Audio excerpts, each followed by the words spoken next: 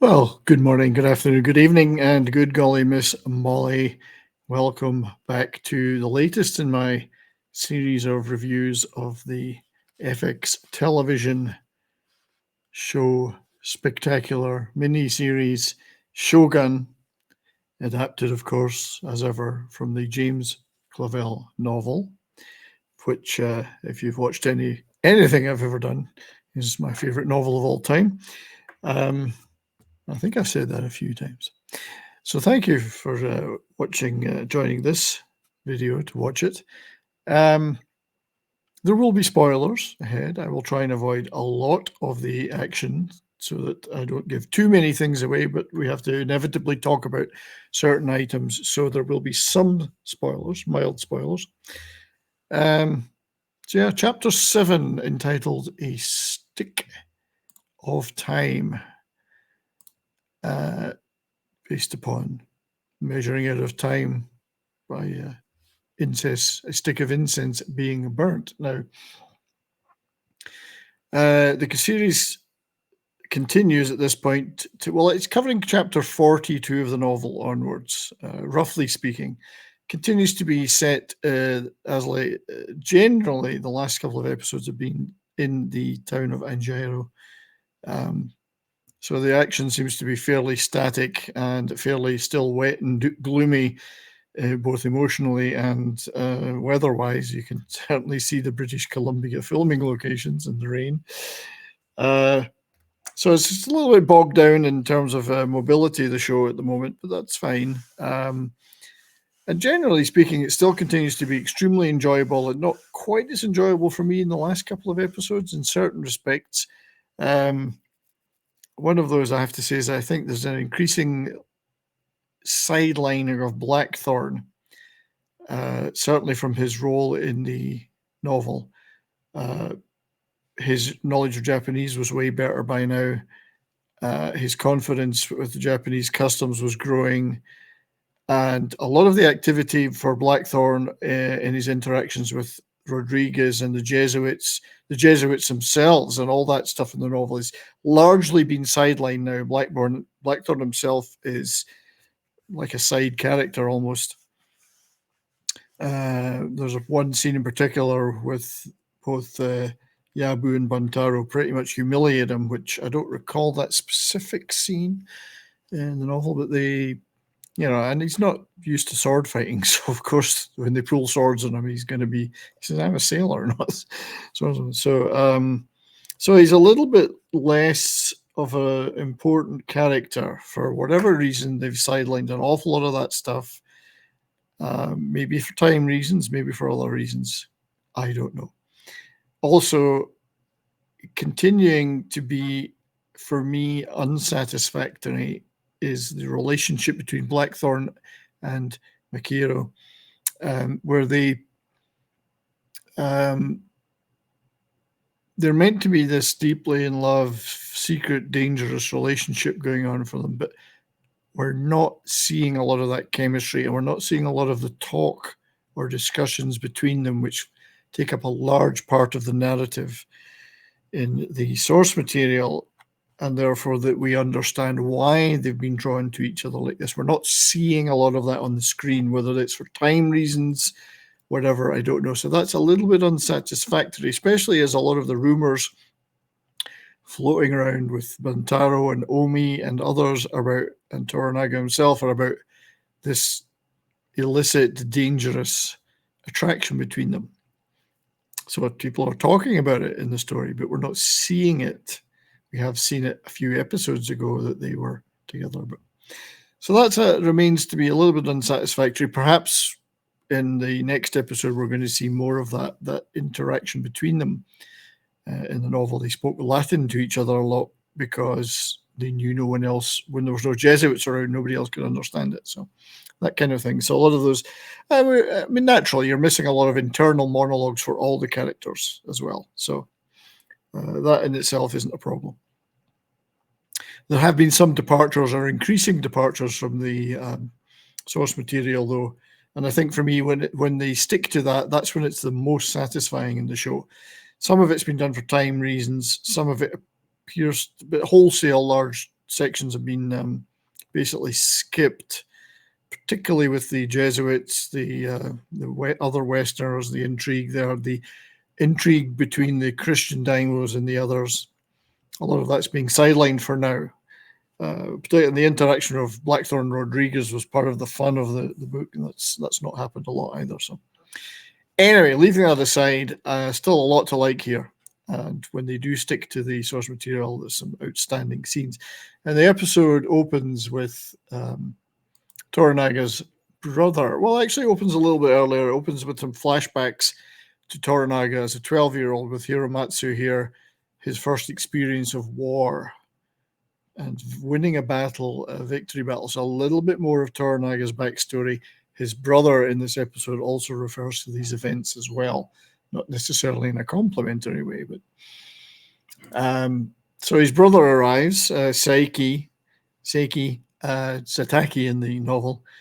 Obviously, Toranaga is seeking his help.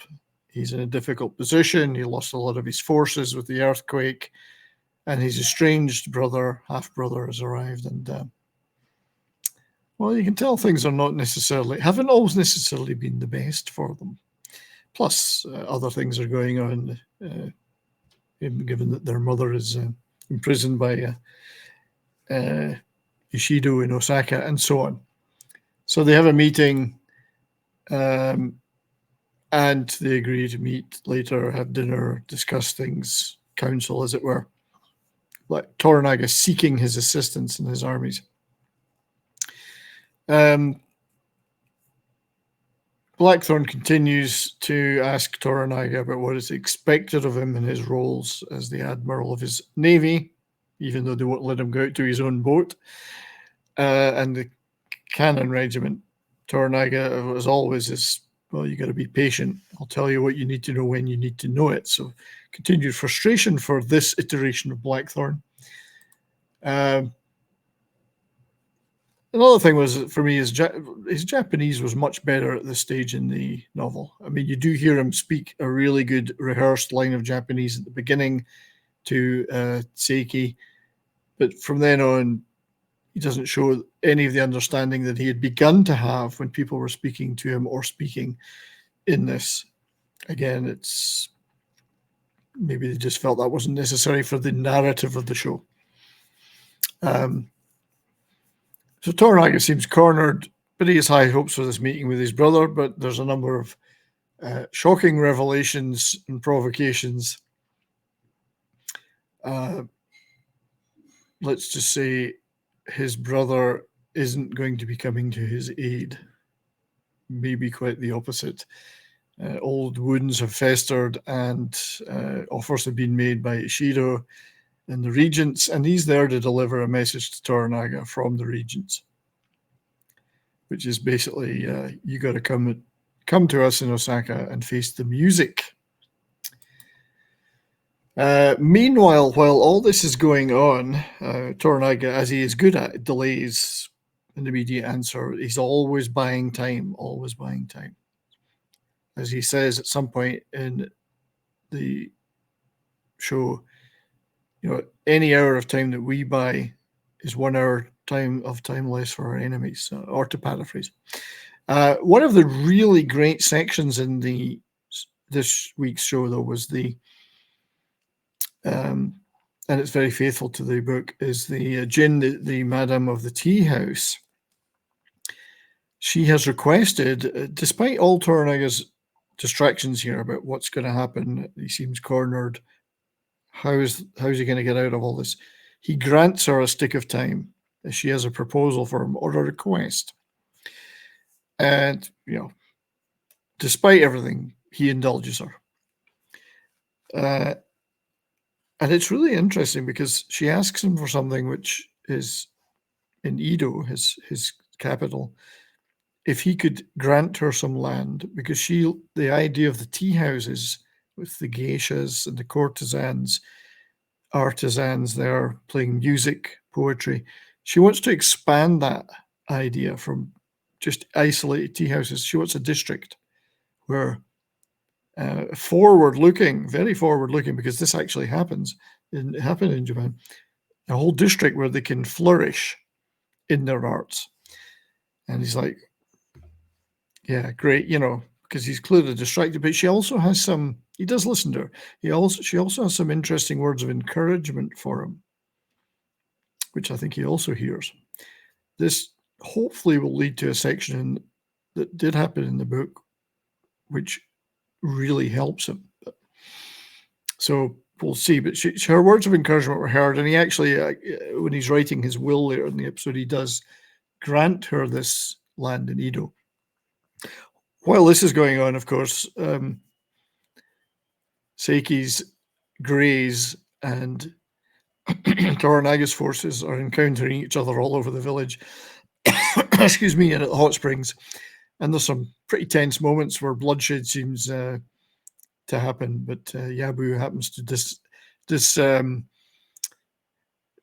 disarm everybody at this point by stripping off and getting in the hot springs and having a good laugh. I mean, much as he's a sort of character that shifts in the wind and is open to betraying Toranaga and playing both sides, you gotta like the guy. He's a very likable character in many ways, and much more human, or allowed his emotions to show much more than some of the others. He's quite a laugh. Toranaga's son Naga, of course, and Omi have encounters with Seiki, and things are not good, don't go well. Naga is affronted by what's happening to his father and humiliated. So there's also another scene which I don't recall in the novel particularly, where first Yabu and then Buntaro brandish their swords at Blackthorn and get him to try and draw his sword, and he says, "I'm a sailor, not a swordsman." So he's kind of humiliated by this, and I'm not sure why they've done this. I know that the three characters have a lot of interaction in the book, but Buntaro here almost kills Blackthorn, or at least makes him afraid that he's going to be killed. Too valuable to Toranaga, though. Toranaga would not be happy if that happened. But it seemed a bit unnecessary, all this section, to me. However, things end in a particularly tense encounter. So Toranaga on the beach with his forces, Seiki and his forces arrive with their thunderous rumble again, looking for an answer from Toranaga in regards of what he's going to do. Is he going to go to Osaka and bow before the regents, or is he going to commit seppuku now, or fight? He decides, again, we're not hearing the internal monologue, but he's decided the more time I can buy, the better. And he does know things that we don't know yet. And he said, yeah, I will comply with the regents and I will go, much to always the disquiet of his men, because they want him to fight. But for now, he's playing for time, and he agrees to go to Osaka, escorted by his brother's forces, and submit to the council. Naga, being the impetuous chap he is, as we saw in a few episodes ago with the Cannon Regiment, doesn't like this. So the episode ends with some particularly surprising events. And there it was. So again, a great episode. If you've never read the novel, I think you'll enjoy it thoroughly. Those of us who are steeped in the original novel, a little bit concerned about certain aspects of it, but overall, still an excellent episode, and leading up to what should be 3 extremely thrilling, intense and dramatic final episodes, if it reaches the conclusion that the story should. So yeah, there it is, Shōgun episode 7. Thank you very much for watching. Let me know what you think of that episode. Many of you have been leaving comments pointing out things I may have missed, or things that you think are happening or not happening, and your concerns or the things you like about it. So please continue to do that. Leave a like, leave a comment, and we look forward to next week's episode very much. So thanks for watching. Stay well and keep on rocking.